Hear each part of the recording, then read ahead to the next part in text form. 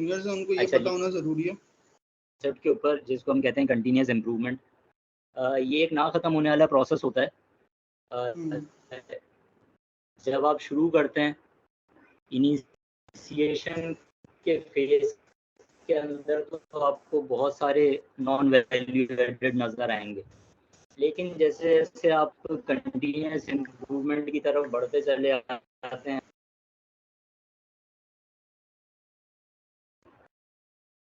Hello,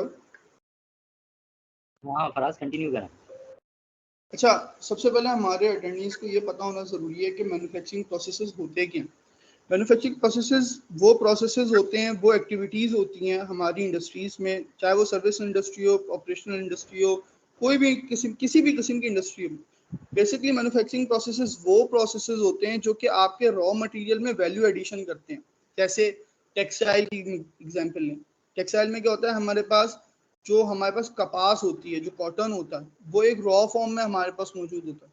ठीक है, अब होता ये है कि हम उसमें डिफरेंट प्रोसेसेस से उसको गुजारते हैं और अपना डिजायर्ड प्रोडक्ट उसमें से एक्सट्रैक्ट करते हैं। जैसे हम डिफरेंट किस्म की क्लोथिंग कर रहे होते हैं और डिफरेंट किस्म के हम कॉटन से डिफरेंट चीज़ें हम बना सकते हैं। बैग्स होते हैं, हमारी क्लोथिंग है, और बेडशीट्स हैं, हमारी होम जो क्या लेंगे हाउस होल्ड, जो हमारे पास बहुत सारी ऐसी चीज़ें हैं जो हम बना रहे होते हैं। बेसिकली मैन्युफैक्चरिंग प्रोसेसेस वो होते हैं जो आपके रॉ मटेरियल को आपके फिनिश गुड में, यानी यूज होने के काबिल या बिकने के काबिल बना सकें। ठीक, अब उन प्रोसेसेस से गुजरेंगे तो उस प्रोसेसेस के अंदर ह्यूमन इंटरवेंशन भी होती है, यानी लोग भी काम कर रहे होते हैं, मशीन्स भी इन्वॉल्व होती हैं, डिफरेंट डिपार्टमेंट्स होते हैं, डिफरेंट प्रोसेसेस होते हैं, हर चीज़ का एक डिफरेंट सिनारियो होता है, डिफरेंट पैरामीटर्स होते हैं, डिफरेंट कंट्रोल लिमिट्स होती हैं। तो होता ही है कि वहाँ पर जब एक प्रोडक्शन चल रही होती है, जब मैन्युफैक्चरिंग हो रही होती है, तो दरअसल होता वहाँ पर क्या है कि कुछ ऐसे हिडन प्रोसेसेस होते हैं, ऐसी एक्टिविटीज होती हैं। लेट्स से अगर मैं कहीं किसी ऑटोमोटिव की मैं किसी कह लें कि एक कन्वेयर पे, असेंबली कन्वेयर पे खड़ा हूँ, और वहां पर एक स्टेशन ऐसा है मेरे पास जहां पर जो है ना मटेरियल का रश लग रहा है, या मटेरियल जो है मेरे पास वहां जमा होना शुरू हो रहा है, या मेरे पास वहां लोग कम है, या वहां पे स्किल की कमी है। तो लीन मैन्युफैक्चरिंग क्या हमें सपोर्ट करता है? लीन मैन्युफैक्चरिंग एक ऐसी अप्रोच है जो कि हमें ये आइडेंटिफाई करने में मदद देती है कि हमारा जो मैन्युफैक्चरिंग प्रोसेसेस है उसके अंदर वो कौन सा प्रोसेस है जो अनहेल्दी है, यानी जो इतना हेल्दी नहीं है और हमारी प्रॉफिटेबिलिटी का जो है ना वो प्रॉफिटेबिलिटी कम कर रहा है। जैसे एक प्रोसेस है मेरे पास, मैं मतलब ऑटोमोटिव की मिसाल लेते हैं, मैं डोर लगा रहा हूँ कार में, और वहां पर मैं देख रहा हूँ कि एक बंदा जब डोर लगाता है तो वहां पर 5 मिनट लगते हैं, या दो बंदे डोर लगाते हैं तो वहां पर 2.5 मिनट लगते हैं। अब मुझे ये अपनी कैपेसिटी से, अपनी टाइम एंड मोशन स्टडी के या डिफरेंट टूल्स को इस्तेमाल करते हुए मुझे ये एनालाइज करना होता है कि मैं ये जो बंदे हैं, ये जो वहाँ पे ह्यूमन पावर लगी हुई है, वो आइदर इतनी स्किल्ड है, या वहाँ पे बॉटलनेक प्रोड्यूस कर रही है, या वहाँ कोई ऐसा वेस्टेज तो नहीं है जिसकी वजह से पूरी लाइन इफेक्ट कर रही है। यानी एक बंदा अगर सुस्त है लाइन में और वहां पर उसकी वजह से काम स्लो हो रहा है, यानी उसकी स्किल डेवलपमेंट करने की जरूरत है। तो लीन मैन्युफैक्चरिंग एक ओवरऑल अप्रोच है जो कि 4 चीजों को कैटर कर रही होती है, मैन, मशीन, मटेरियल, मेथड, चारों चीजों को। तो एक ही वक्त में ये चारों चीजों को हमारे पास कैटर कर रही होती है, और साथ में जो है ना हमारी एफिशिएंसी यानी जो प्रोडक्टिविटी होती है उसको साथ साथ इंक्रीज कर रही होती है। Yes yes sir. अच्छा, 5 principles of lean manufacturing. Lean manufacturing के 5 आपके बेसिक प्रिंसिपल्स होते हैं, जिसके अंदर आप value added, non value added activities को आइडेंटिफाई करते हैं। Number 1, define value. Number 2, map value stream. आप उसकी मैपिंग करते हैं। जितने भी आपके पास प्रोसेसेस हैं उसके अंदर आप रिसोर्सेज आइडेंटिफाई करते हैं, उसके प्रोडक्शन का टाइम आइडेंटिफाई करते हैं जिसको टाइम एंड मोशन स्टडी कहते हैं।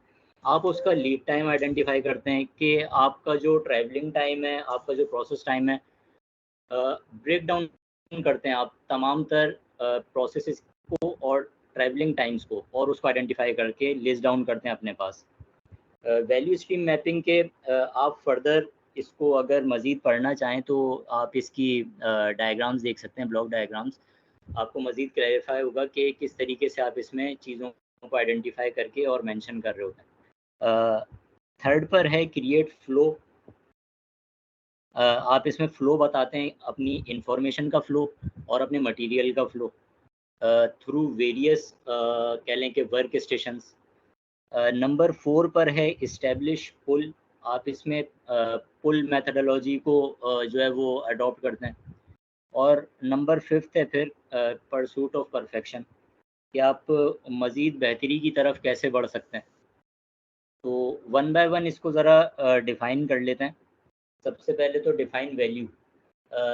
जब भी आप एक कह लें कि नॉर्मल विज़िट करते होंगे, आपने इंडस्ट्रियल विज़िट किए होंगे, 1 से 2 विज़िट किए होंगे आपने लाज़मी, तो उसमें बज़ाहिर आपको कोई वेस्टेजेस एज़ सच नज़र नहीं आई होंगी। जब आप फर्स्ट टाइम देखते हैं और कह लें कि बर्ड आई व्यू जब आप ले रहे होते हैं एक इंडस्ट्री का, तो आपको कभी भी वेस्टेजेस नज़र नहीं आते जब तक कि आप उसको डीपली स्टडी ना करें। जब हम टाइम एंड मोशन स्टडी करते हैं, जब हम हर एक्टिविटी को ब्रेक डाउन करते हैं नंबर ऑफ फर्दर एक्टिविटीज़ या सब एक्टिविटीज़ के अंदर, तब आपको पता लगता है कि हर एक्टिविटी ब्रेक डाउन हुई हुई है लोडिंग में, प्रोसेस में और अनलोडिंग में। प्रोसेस के अंदर भी फर्दर ब्रेक डाउन आप इसको कर सकते हैं, क्योंकि बहुत से प्रोसेस ऐसे होते हैं जो कि इतने सिंपल नहीं होते। कह लें कि हॉट प्रेस का अमल, जिसके अंदर लोडिंग होती है लेकिन मल्टीपल टाइम्स लोडिंग होती है। एक लोडिंग वो होगी जिसमें कि आप स्टैक को लोड करेंगे, फिर दूसरी लोडिंग वो हो जाएगी जिसके अंदर आप इंडिविजुअल स्लॉट्स के अंदर लोडिंग करेंगे। तो जब इस तरीके से आप ब्रेक डाउन करते हैं ना, तब आपको पता लगता है कि मेरा सबसे ज़्यादा टाइम किस में कंज्यूम हो रहा है। अननेसेसरी मूवमेंट के अंदर भी टाइम कंज्यूम हो रहा होता है अक्सर, जो हमें बाज़ाहिर नज़र नहीं आ रहा होता। कभी-कभी ऐसा भी होता है कि मटेरियल की अनअवेलेबिलिटी होती है, जिसकी वजह से लेबर को वर्क करना पड़ रहा होता है, लेबर को वेट करना पड़ रहा होता है। तो ऐसे कुछ हिडन आपके पास जो है वो वेस्टेजेस होते हैं जो कि आपको नज़र नहीं आ रहे होते। इस तरीके से आप आइडेंटिफाई करते हैं कि आपके पास वैल्यू एडेड एक्टिविटीज़ कौन सी हैं और नॉन वैल्यू एडेड एक्टिविटीज़ कौन सी हैं। नंबर 2 के ऊपर वैल्यू स्ट्रीम मैपिंग। इसमें आपका एक कह लें कि बहुत कॉम्प्रिहेंसिव मैप होता है पूरी इंडस्ट्री का, एक शीट के अंदर, जिसमें आप शुरू करते हैं अपने सप्लायर एंड से और टिल अपने कस्टमर एंड तक। आप लिस्ट डाउन करते हैं तमाम तर प्रोसेसेस को इन देयर एक्चुअल सीक्वेंस। पहले ए प्रोसेस, फिर बी, फिर सी, फिर डी, इस तरीके से।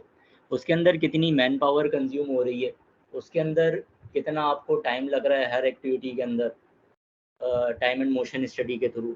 फिर प्लस ये कि हर प्रोसेस के बाद जब आपका प्रोडक्ट का सेमी फिनिश प्रोडक्ट का एक स्टेक मूव हो रहा है from point A to point B, तो वो कितना टाइम कंज्यूम कर रहा है।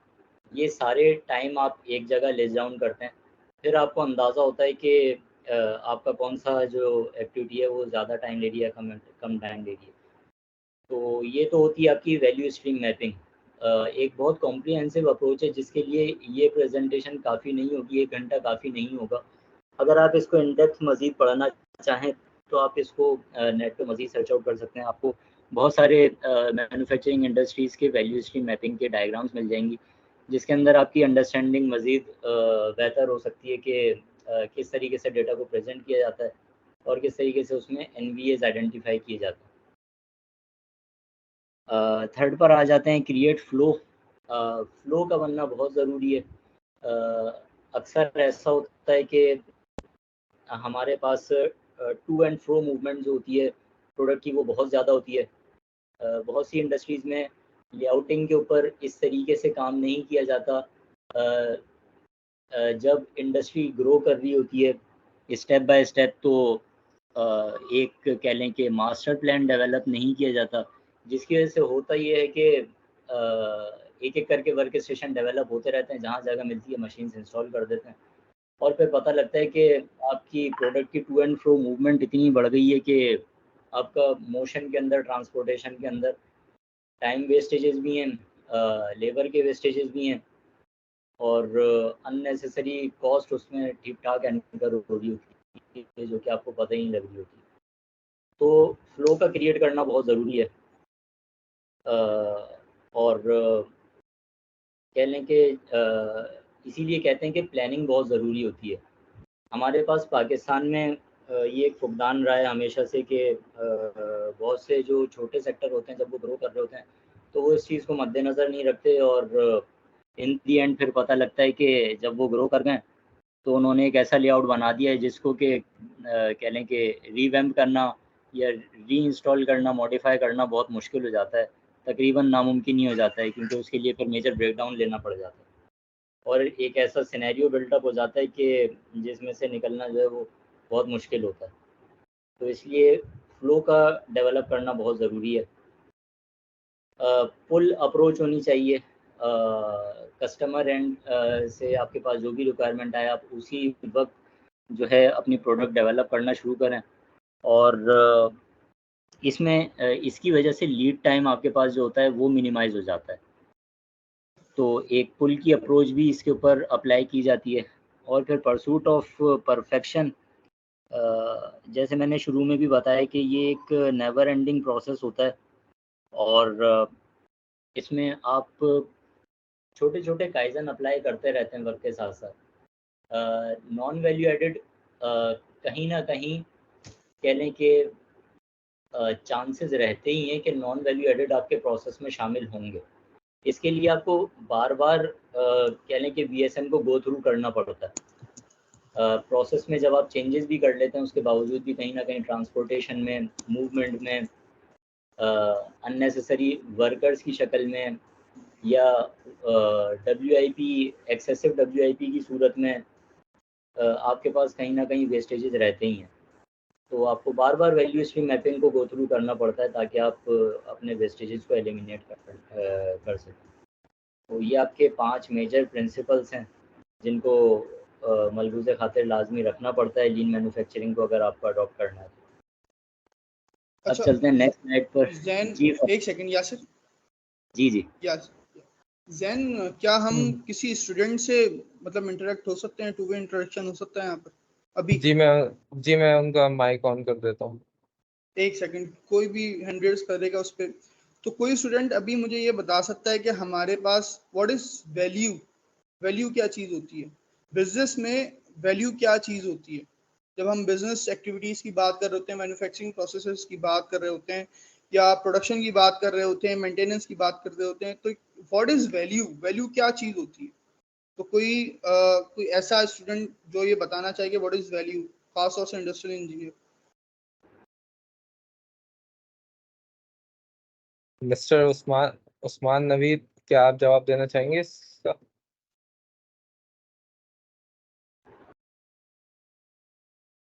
मिस्टर उस्मान नवीद चौधरी।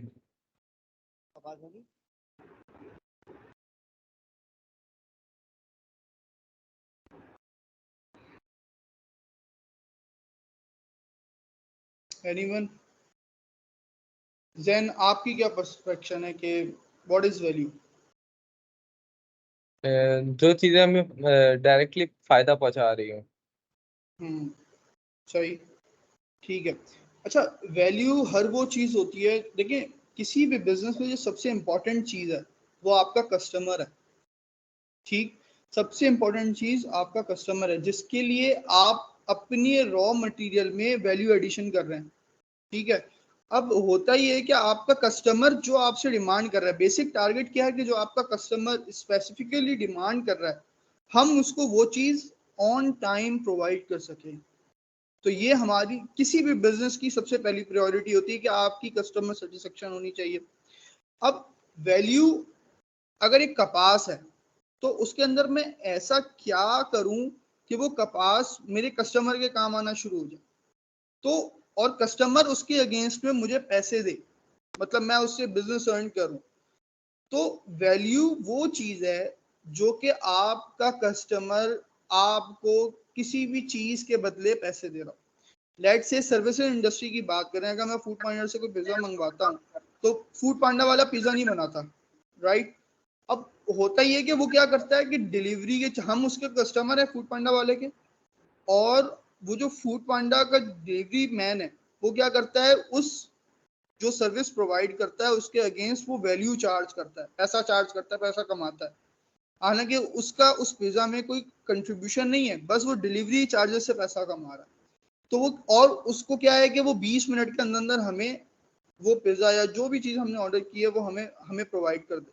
तो वो डिलीवरी दे, ऑन टाइम हो, बेटर क्वालिटी के साथ हो, और बेहतरीन एफिशिएंसी के साथ हो। बेहतरीन एफिशिएंसी क्या होती है, जब भी मैं एज अ बिजनेसमैन बात करूं तो जब भी मैं पैसा लगाऊंगा तो मेरा जो एक मकसद तो ये होगा कि मेरा कस्टमर सेटिस्फाइड रहे, बट अगर मैं सेल्फिश होकर सोचूं तो दूसरी बात ये होगी कि मैं कम से कम पैसों में ज्यादा से ज्यादा अर्न कर सकूं। यानी मेरे फिक्स असेट या वेरिएबल असेट्स जो हो वो मिनिमम हो, और मेरा जो आउटपुट हो, यानी मेरा रॉ मटेरियल कम हो और मेरा आउटपुट ज्यादा से ज्यादा हो। तो और उस ज्यादा के, जब मैं एक वैल्यू अटेन कर लूंगा और जो मेरे फिक्स असेट को भी मैं कंट्रोलिंग करना शुरू करूंगा, तो मेरा जो प्रॉफिट मार्जिन है ऑटोमेटिकली क्या होगा, इंक्रीज होगा। तो यहाँ पर डिफाइन वैल्यू का मतलब है कि जो भी आप प्रोडक्ट सेल आउट करने जा रहे हैं, अपने कस्टमर की सेटिस्फेक्शन के लिए काम करना चाह रहे हैं, उसकी जो भी वैल्यू है, जो भी उसके फायदे हैं, वो इंक्रीज हो। लीन मैन्युफैक्चरिंग क्या करता है कि जो आपके प्रोसेसेस के अंदर वेस्टेजेस होते हैं, चाहे वो रिसोर्सेज के वेस्टेजेस हो, चाहे वो टाइम का वेस्टेज हो, चाहे वो किसी भी रिसोर्स का, रॉ मटेरियल का वेस्टेज हो, आपका स्क्रैप हो, आपका स्किल जो है उसका वेस्टेज हो, या आपकी इन्वेंट्री मेंटेन हो रही हो, आपकी होल्डिंग कॉस्ट ज्यादा बढ़ रही हो, तो वो सारी चीजें लीन मैन्युफैक्चरिंग के थ्रू, फर्स्ट क्या है कि आप उस अपनी वैल्यू को बढ़ाओगे जो आप अपने कस्टमर को देने चाह रहे हो, थ्रू इन वेस्टेजेस को कंट्रोल करते हुए। दूसरी चीज कि जब भी आप कोई मैन्युफैक्चरिंग प्रोसेसेस बनाने जाओगे, यानी आप इस्टेब्लिश करने जा रहे हो, अभी मेरे पास फैक्ट्री नहीं है, अभी मैंने सिर्फ एक ऑर्डर पकड़ा है और मैं अब फैक्ट्री लगाने जा रहा हूँ, तो सबसे पहले मैं क्या करूंगा, उन प्रोसेसेस की एक फ्लो डायग्राम बनाऊंगा, जो कि बहुत बेसिक सी बात है कि अगर मुझे एक जूस बनाना है तो मैं सबसे पहले क्या करूंगा, पल्प ग्रैप मार्केट से खरीदूंगा, उससे प्रोसेसिंग करूंगा, उसके साथ जो भी ग्लूकोज होगा, जो भी उसके इंग्रेडिएंट्स हैं वो मिलाऊंगा, साथ में उसकी पैकेजिंग करूंगा, और वो पैकेजिंग इतनी और वो प्रोडक्ट इतनी यूजफुल हो मेरे कस्टमर के लिए कि वो मुझे इसके अगेंस्ट में वैल्यू दे, यानी मैं उसके अगेंस्ट में वैल्यू चार्ज कर सकूं। तो वैल्यू स्ट्रीम मैपिंग क्या होती है कि हम तमाम छोटी से लेके बड़ी एक्टिविटीज तक सबको एक प्रोसेस फ्लो में बनाते हैं, प्रोसेस फ्लो बनाते हैं, और उसमें ये आइडेंटिफाई करते हैं। अच्छा, वैल्यू स्ट्रीम मैपिंग को थोड़ा सा डिफाइन कर दूं। वैल्यू स्ट्रीम मैपिंग क्या होती है कि आपके वो कौन कौन से प्रोसेस हैं जो आपके प्रोडक्ट में वैल्यू एडिशन कर रहे हैं, यानी वो कौन से प्रोसेस हैं जिसके बदले आपका कस्टमर आपको पैसे दे रहा है, या आप अपनी सर्विस या प्रोडक्ट के अगेंस्ट में पैसे चार्ज कर रहे हैं। तो वैल्यू स्ट्रीम मैपिंग क्या होती है कि आप अपने तमाम एक्टिविटीज जो आपके प्रोसेसेस हैं, मैन्युफैक्चरिंग प्रोसेसेस हैं या सर्विस प्रोसेसेस हैं, उन सबको एक जॉट डाउन करें, और फिर उसके बाद एक प्रोसेस फ्लो बनाएं और उसमें हाईलाइट करें। अच्छा, वैल्यू स्ट्रीम मैपिंग में आपकी टाइम एंड मोशन स्टडी होती है, साथ में आपकी मैन पावर होती है, और आपका फ्लो होता है, जो कि नेक्स्ट पॉइंट है। फ्लो क्या होता है, फ्लो दो किस्म का होता है। हमारे पास एक फ्लो होता है हमारा इलेक्ट्रॉनिक फ्लो या इंफॉर्मेशन फ्लो, और सेकंड फ्लो होता है हमारा मटेरियल फ्लो। तो दोनों चीजें साइमल्टेनियसली बहुत इंपॉर्टेंट होती हैं हमारी किसी भी फैक्ट्री के लिए।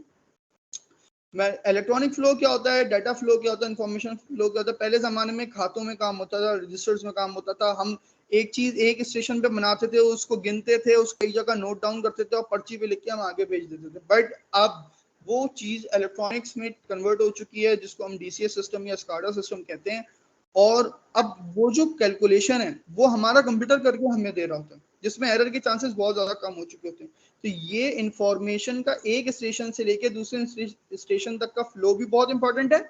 साथ में साथ उसका जो मटेरियल फ्लो है, जो कि मोस्ट इंपोर्टेंट थिंग है, कि मैं अगर एक प्रोसेस पे लेट से अगर मैंने कॉटन लिया और उससे मैं यार्न बना रहा हूँ, तो यार्न बनाने के बाद अब मुझे उसको डाइंग पे भेजना है या क्लीनिंग पे, वॉशिंग पे भेजना है लेट से। तो अब मटेरियल भी ऑन टाइम फ्लो रहो, साथ में इंफॉर्मेशन भी साथ ही साथ फ्लो रही हो, और इस फ्लो में कोई हर्डल ना हो।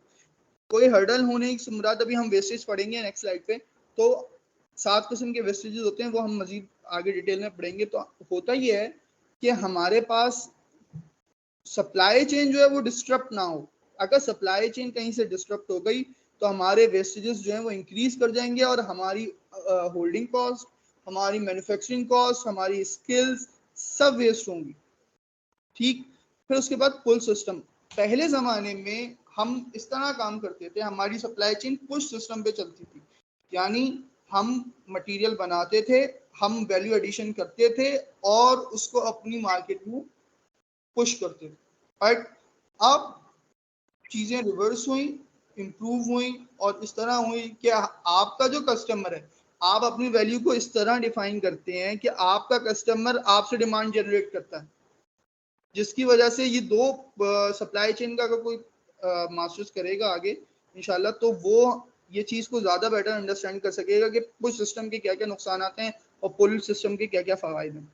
फिर उसके बाद परफेक्शन, यानी जिसको कंटिन्यूस इंप्रूवमेंट यासिर भाई ने कहा, या बेसिकली कंटिन्यूस इंप्रूवमेंट क्या है कि ये एक ऐसा प्रोसेस है, एक साइकिल है, PDC है, प्लान डू चेक एक्ट। यानी आपने कोई एक चीज़ को प्लान किया, आपने एक एक्टिविटी को इम्प्रूव करने का प्लान किया, फिर उसको डू किया, मतलब उसको इम्प्लीमेंट किया, फिर उसको चेक किया कि हाँ ये सही है अभी कि नहीं, देन उसको क्या किया, कंट्रोल करना शुरू कर दिया। ठीक है, अच्छा यासिर नेक्स्ट स्लाइड पे चलें। अच्छा, एलिमिनेटिंग वेस्ट, 7 तरह की वेस्टेजेस हैं जैसे फराज ने अभी बताया, जिसके अंदर शामिल हैं over production, waiting, transportation, over processing, motion, inventory और डिफेक्ट्स। ओवर प्रोडक्शन, आपने ज़रूरत से ज़्यादा माल बना के रख दिया, तो जो आपकी होल्डिंग कॉस्ट होगी, एक तो वो उसके अंदर एंकर हो रही होगी, प्लस ये कि हर प्रोडक्ट की एक डिप्रिसिएशन भी होती है, तो वो भी उसके अंदर एंकर हो रही होती है। तो इस हिसाब से आपके पास अगर आप कुछ भी ओवर प्रोड्यूस कर देते हैं अपने ऑर्डर से ज़्यादा, या फिर ये कह लें कि अपने प्लान से ज़्यादा, प्लान भी आपको ज़ाहिर सी बात है कस्टमर की डिमांड के हिसाब से ही करना है, तो अगर आप उससे एक्सीड कर जाते हैं, कुछ ओवर प्रोड्यूस करके रख लेते हैं अपने प्लांट के ऊपर, तो वो एक कह लें कि वेस्टेज है। वेटिंग, कहीं पर भी अगर आपके वर्क स्टेशन के ऊपर किसी लेबर को वेट करना पड़ रहा है, तो वो सीधा सीधा लॉस है, टाइम का ज़िया है। उसी दौरान कह लें कि अगर एक मशीन है जो कि बंद पड़ी है पिछले कोई 10 मिनट से फॉर एग्जांपल, तो उस 10 मिनट के अंदर आप जो प्रोडक्शन दे सकते थे, आप वो देने से कासिर रहे, जिसकी वजह से आपके पास सीधा सीधा लॉस है। आपने एक इक्विपमेंट रखा हुआ है जो कि यूज़ में नहीं आ पाया, उन 10 मिनट के अंदर अंदर आप प्रोडक्ट्स प्रोड्यूस कर सकते थे लेकिन आपने नहीं की, तो ये भी एक आपका वेस्टेज आ जाता है। ट्रांसपोर्टेशन, जैसे मैंने अभी थोड़ी देर पहले लेआउट की बात की थी कि आप लेआउटिंग इस हिसाब से नहीं करते कि आपके पास मिनिमम ट्रांसपोर्टेशन हो।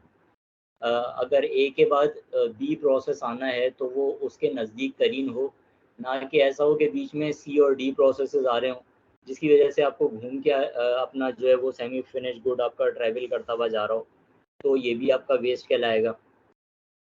इसके अंदर आपके जो लेबर उसको मूव कर रही है, या अगर आपका फॉर्क लिफ्टर मूव कर रहा है, तो उसके अंदर फ्यूल के चार्जेस, लेबर की कॉस्ट, टाइम, और कह लें कि प्लस आपने पाथवे भी जो आप कंज्यूम कर रहे हैं, तो ये तमाम चीज़ें आपकी जो है वो वेस्टेजेस हैं। ओवर प्रोसेसिंग, एक चीज़ की ज़रूरत है नहीं और आप उसको प्रोसेस करे जा रहे हैं। फॉर एग्जांपल सपोज़ कर लेते हैं कि एक प्रोडक्शन लाइन है टेक्सटाइल की, जिसके अंदर आपके पास आपको प्रोड्यूस करना है 1000 पाउंड टेरी, लेकिन आप प्रोड्यूस कर रहे हैं 2000 पाउंड टेरी की, तो ओवर प्रोसेसिंग का कोई फ़ायदा है नहीं। आप ओवर प्रोसेस अगर कर भी लेते हैं तो आपको उसको होल्ड करना पड़ेगा कहीं ना कहीं, इन दी एंड आपको होल्डिंग कॉस्ट बियर करनी पड़ेगी उसकी। प्लस ये कि जो मैंने थोड़ी देर पहले बताया, थोड़ा बहुत ओवर प्रोडक्शन से लिंक भी करता है ये पॉइंट कि अगर आप ओवर प्रोसेसिंग करते हैं तो सीधा सीधा वेस्ट है। इसके अलावा आपकी यूटिलिटीज़ जो जारी होती हैं प्रोसेसिंग के अंदर, वो भी इसमें शामिल हैं। आपकी जो मैन पावर कंज्यूम हो रही है वो भी इसके अंदर शामिल है। तो ये तमाम तर मिल-जुल के एक अच्छी खासी कॉस्ट बन जाती है जो कि नॉन वैल्यू एडेड है। तो ये भी हमारे पास एक टाइप ऑफ वेस्ट है। अननेसेसरी मोशन थोड़ा बहुत ट्रांसपोर्टेशन से लिंक करता है, लेकिन कह लें कि उसका उसकी एक ब्रांच कह सकते हैं इसको। मोशन उसको कहते हैं कि फॉर एग्जांपल एक स्टिचिंग की लाइन है और आपका ऑपरेटर एक मूवमेंट कर रहा है जिसके अंदर वो एक सेमी फिनिश प्रोडक्ट को, एक आर्टिकल को बकेट से उठाता है, स्टिच करता है और उसकी तरफ से जो प्रोडक्ट है उस बकेट के अंदर ड्रॉप कर देता है। अगर तो वो बकेट्स का डिस्टेंस थोड़ा ज़्यादा है और उस मूवमेंट का स्पेस बढ़ जाती है, तो जो अननेसेसरी मोशन उसको करना पड़ रहा है हर आर्टिकल के ऊपर, हर पार्ट के ऊपर, उसकी वजह से जो टाइम कंज्यूम हो गया, उस टाइम के अंदर आप कितने पार्ट्स ज़्यादा प्रोड्यूस कर सकते थे जो कि आप नहीं प्रोड्यूस कर सके। तो अननेसेसरी मोशन आपका एक बहुत बड़ा वेस्ट हो सकता है। जब आप कलेक्टिवली पर डे की प्रोडक्शन देखेंगे और वो अननेसेसरी मोशन की परसेंटेज उस पर अप्लाई करेंगे तो आपको पता लगेगा कि आपने ठीक ठाक नुकसान कर दिया अननेसेसरी मूवमेंट की वजह से। इन्वेंट्री, ज़रूरत से ज़्यादा इन्वेंट्री भी जमा करना आपको एक बड़ा वेस्ट होता है आपकी इंडस्ट्री का। अगर आप ओवर प्रोडक्शन कर देते हैं तो आपको एक तो कह लें कि ये थोड़ा बहुत ओवर प्रोडक्शन से भी लिंक है, प्लस ये कि आप अननेसेसरी स्पेयर्स या अननेसेसरी रॉ मटेरियल भी अगर अपने पास लाकर रख लेते हैं रिगार्डलेस ऑफ कस्टमर की डिमांड, जो कस्टमर ने आपको कहा था बनाने का, उससे बढ़ के अगर आप अपने पास इन्वेंट्री जमा कर लेते हैं तो वो भी एक यूज़लेस कॉस्ट है जो कि आप एनकर कर रहे हैं अपने इंडस्ट्री के ऊपर। डिफेक्ट्स, इसके अंदर क्वालिटी कंट्रोल एक बहुत बड़ा रोल प्ले करती है। अगर तो आप 50 पीस बना रहे हैं और सही बना रहे हैं तो आपके लिए बहुत अच्छा है, इंडस्ट्री के लिए बहुत बेनिफिशियल है। लेकिन आप 50 पीस बना रहे हैं जिसमें से आप 25 पीस ख़राब बना रहे हैं तो 50% का सीधा सीधा लॉस है। उससे बेहतर, कहीं बेहतर ये होता कि आप थोड़ा सा ज़्यादा टाइम कंज्यूम कर लेते लेकिन सही प्रोडक्ट बना लेते। तो रिपेयर्ड पीसेस बनाना या डिफेक्टेड पीसेस बनाना भी एक बहुत बड़ी एक कॉस्ट होती है, एक नुकसान का बाइस होती है जो कि आपके बिज़नेस को काफ़ी ड्रॉप डाउन कर सकती है। तो ये आपके कुछ 7 मेजर वेस्टेजेस हैं जो कि हिडन होते हैं, बज़ाहिर आपको नज़र नहीं आ रहे होते, आपको लग रहा होता है कि सब कुछ सही चल रहा है, लेकिन ये वेस्टेजेस हर वक्त जो है वो कहीं ना कहीं मौजूद होते हैं। और आज इसमें अगर आप मज़ीद कुछ ऐड ऑन करना चाहें। कूल, अच्छा हाँ, हम स्टार्ट करते हैं दोबारा एलिमिनेटिंग वेस्टेज से। यासिर ने बहुत अच्छा बेहतरीन एक एक चीज़ को डिस्क्राइब किया। बेसिकली एक टर्मिनोलॉजी होती है टिमवुड जो कि इंडस्ट्रियल इंजीनियर्स की टिप्स में होनी चाहिए, या जो भी प्रोडक्शन इंजीनियर्स हैं, प्रोसेस इंजीनियर्स हैं, इंडस्ट्रियल इंजीनियर्स हैं, मैन्युफैक्चरिंग इंजीनियर्स हैं, जो कि हमारी वैल्यू एडिशन के काम कर रहे होते हैं, उनकी टिप्स में होना चाहिए टिमवुड। टिमवुड एक एब्रिविएशन है जिसमें हमारे पास 7 वेस्टेजेस का जो है वो आसान याद रखने के लिए हमारे पास एक एब्रिविएशन बनाई हुई है। सबसे पहला टी है, इसके अंदर हमारे पास ट्रांसपोर्टेशन है। जैसे यासिर ने कहा कि ट्रांसपोर्टेशन क्या होता है, कि हमारे पास एक बहुत बड़ा वेस्टेजेस होता है। लेट से मैं एक मिसाल देता हूँ, मैंने एक रियल लाइफ एग्जांपल देता हूँ। मैंने एक सीट मैन्युफैक्चरिंग की लाइन पर, यानी मैन्युफैक्चरिंग लाइन पर या असेंबली लाइन पर वहाँ पे इम्प्रूवमेंट लाया था। तो वहाँ पर सबसे पहले तो एक टूल होता है हमारा टाइम एंड मोशन स्टडी, जो कि जो भी हमारा इंजीनियर होता है उसकी टिप पे होना चाहिए, ताकि वो डिटेल्ड हमारे प्रोसेसेस के अंदर घुस के और उनको डिटेल समझ सके। टिमवुड में सबसे पहले टी ट्रांसपोर्टेशन है, यानी ट्रांसपोर्टेशन एक स्टेशन से दूसरे स्टेशन तक के, या एक ऑपरेशन से दूसरे ऑपरेशन तक का जो डिस्टेंस कवर होता है, चाहे वो मैन का हो, मटेरियल का हो, दोनों चीज़ों का जो भी ये ट्रांसपोर्टेशन होगी वो आपकी लाया करेगी ट्रांसपोर्टेशन में। देन उसके बाद एक हमारे पास वेस्टेज आता है इन्वेंट्री, जिसको स्टॉक भी यहाँ पे लिखा हुआ है। इन्वेंट्री जैसे लेट्स से मैं अगर सीट ही बना रहा हूँ और मेरे पास लाइन पर जगह है सिर्फ 10 सीट्स रखने की और मैं वहां पर 20 सीट्स रख रहा हूँ, और जाहिर सी बात है एक फ्लो की डिस्ट्रप्शन है। अब फ्लो की डिस्ट्रप्शन इस वजह से है कि जहां पर मेरी 10 सीट ऑप्टिमिस्टिक तौर पर मुझे अगर 10 सीट रखनी चाहिए और मैं वहां पर 20 सीट्स रख रहा हूं, तो वो क्या हो रहा है, एक तो मेरा पैसा ज्यादा लग रहा है, दूसरी बात ये कि वो मेरी जगह घेर रहा है।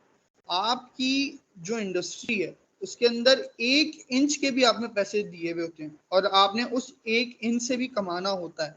ऑप्टिमाइजेशन इसी चीज को कहते हैं, यानी आप रिसोर्सेज के भी लीस्ट पर जाके आप पैसा कमाएं, यानी आपका जो लेआउट है वो इस तरह डिजाइन हो कि वहां पर ट्रांसपोर्टेशन कम से कम, जिसके लिए एक लीन मैन्युफैक्चरिंग का टूल यूज होता है जिसको हम JIT कहते हैं, वो इसीलिए यूज होता है।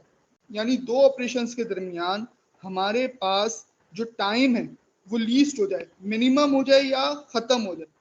JIT का मतलब होता है जस्ट इन टाइम, यानी मैंने अगर मैं कैन फिल कर रहा हूँ किसी फूड इंडस्ट्री में और बराबर वाला जो ऑपरेशन है मेरा वो पैकेजिंग का है, तो हमारे ऐसा ना हो कि मैंने 10 कैन को फिल किया फिर वो 10 कैन गए मेरे पास पैकिंग होने, तो इसमें क्या है, हमारे पास टाइम का वेस्टेज है, ट्रांसपोर्टेशन का वेस्टेज है, इन्वेंट्री मैं जनरेट कर रहा हूँ।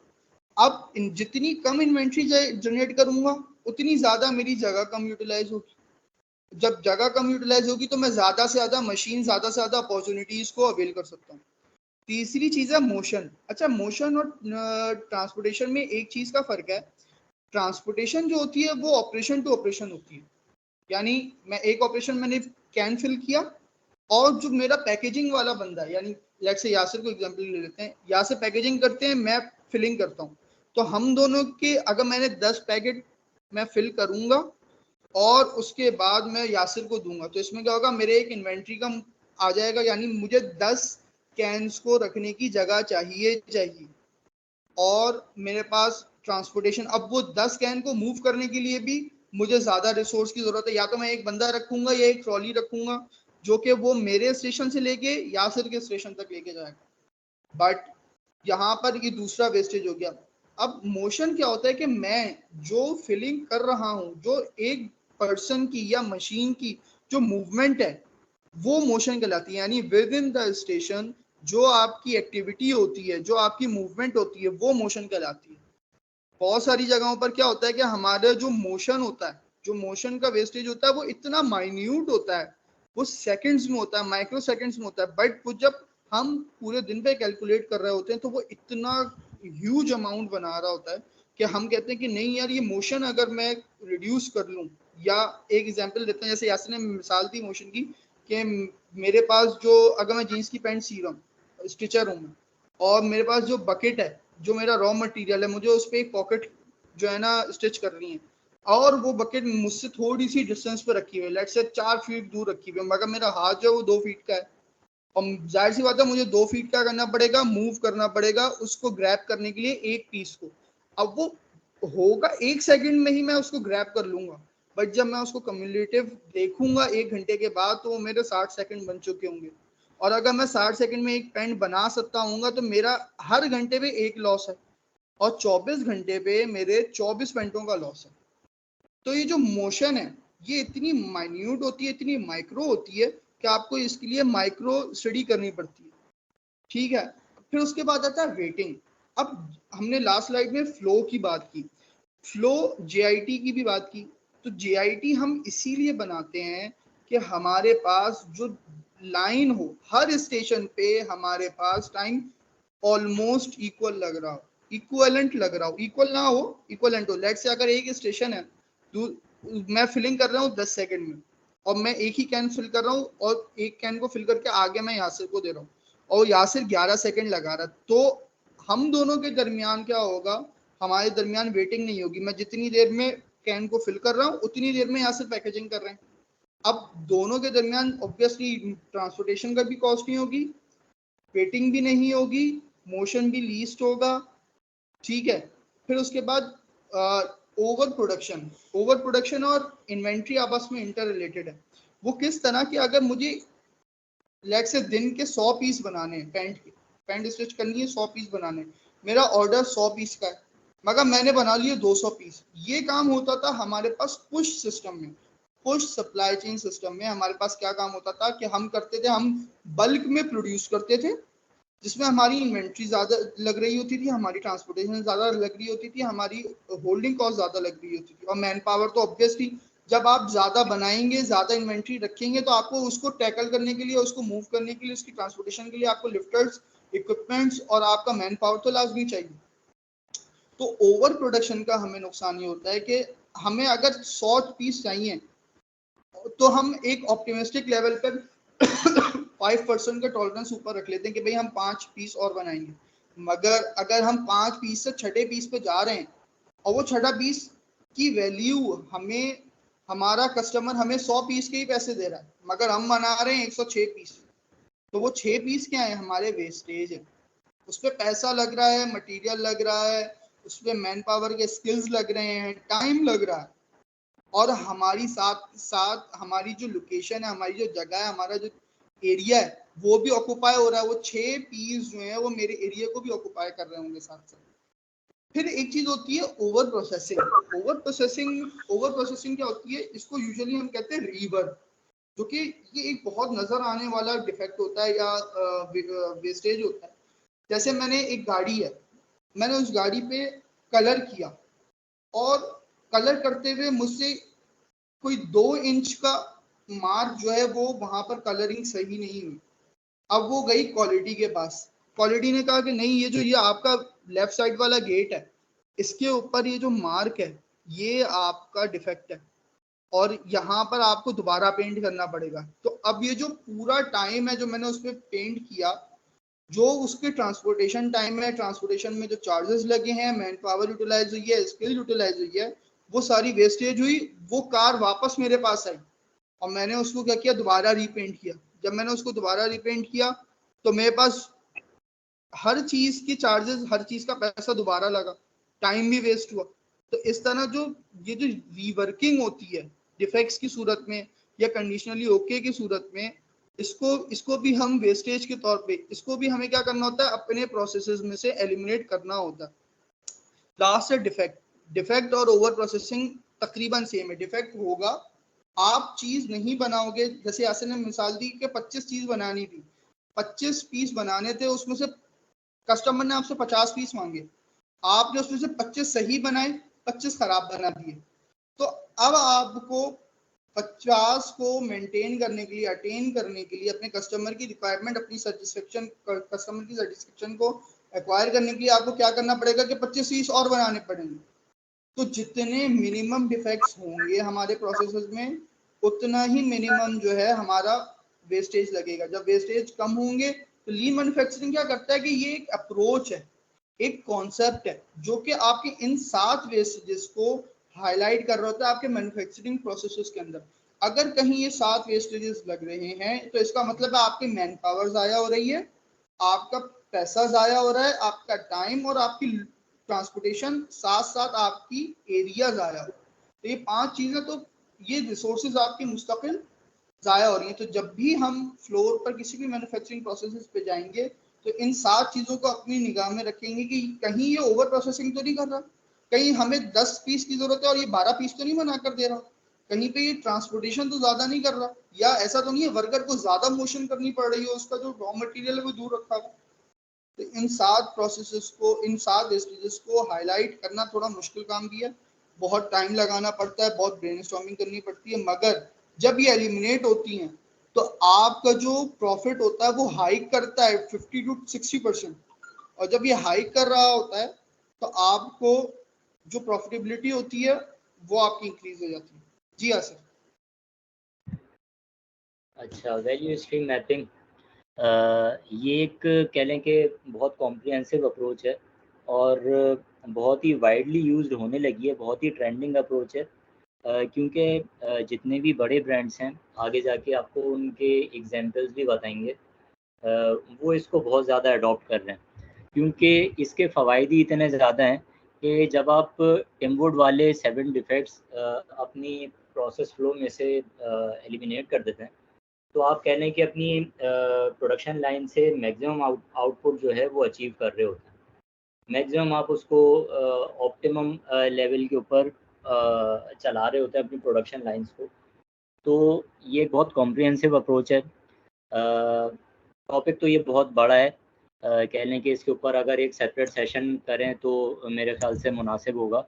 फ़िलहाल सरसरी तौर पर आपको बता देते हैं कि जैसे कि इसमें लिखा हुआ है स्लाइड में, value stream mapping is a tool used in lean manufacturing to identify waste in a production process, और it involves mapping out the entire process from start to finish and identifying areas where waste occurs.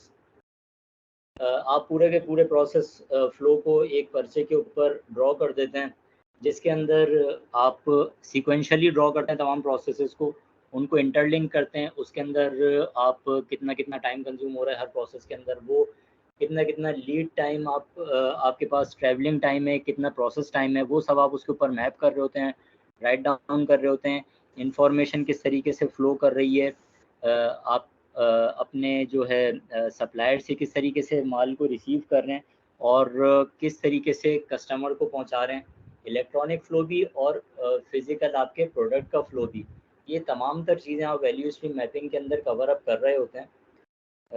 by using value stream mapping, organizations can identify opportunities.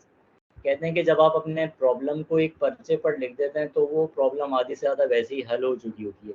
इसी तरीके से जब आप अपनी पूरी की पूरी प्रोडक्शन लाइन को एक पर्चे के ऊपर ड्रॉ कर देते हैं और जाहिर सी बात है इसके अंदर तमाम तर फैक्टर्स इंक्लूड हो जाते हैं, आपकी फ़िज़िकल ट्रांसपोर्टेशन, आपकी प्रोसेसिंग टाइम, आपका रॉ मटेरियल का जो है ट्रांसपोर्टेशन का फ़्लो, उसका टाइमिंग के कितना टाइम लग रहा है आपके ट्रांसपोर्टेशन के अंदर रॉ मटेरियल फैच करने में, और सेमी फिनिश्ड गुड्स को पॉइंट ए से पॉइंट बी तक ट्रैवल करने में। जब आप ये सब कुछ ड्रॉ कर लेते हैं तो आपको आधी से ज़्यादा पिक्चर वैसे ही क्लियर हो जाती है कि मैं कहाँ पर वेस्टेजेस जो है वो मेरी प्रोडक्शन लाइन के अंदर अकर हो रहा है। अच्छा यासिर, एक चीज़ मैं यहाँ ऐड करना चाहूँगा। लीड टाइम होता क्या है? लीड टाइम जो होता है वो आपका वो टाइम रिक्वायर्ड होता है जो कि आपका कस्टमर आपको बताता है कि मुझे इतने दिन में ये माल चाहिए। जो आपका कस्टमर होता है, लीड टाइम की सिंपल डेफिनेशन क्या है कि वो प्रोसेस का टाइम जो सारे सम अप, यानी सप्लायर से माल आया आपके पास, आपने उस पर प्रोसेसिंग की और आपने अपने कस्टमर को दे दी। तो ये आप अपने कस्टमर से ये कमिट कर रहे होते हैं कि भाई अगर आपने मुझसे 100 पैंटें मांगी हैं तो मैं आपको 1 हफ्ते के बाद दूंगा। तो ये 1 हफ्ते का मार्जिन जो होता है, ये पूरा जो टेन्योर होता है, ये आपका लीड टाइम कहला रहा होता है। जितना कम लीड टाइम होगा आपका कस्टमर उतना हैप्पी होगा कि ये इतना ही क्विक।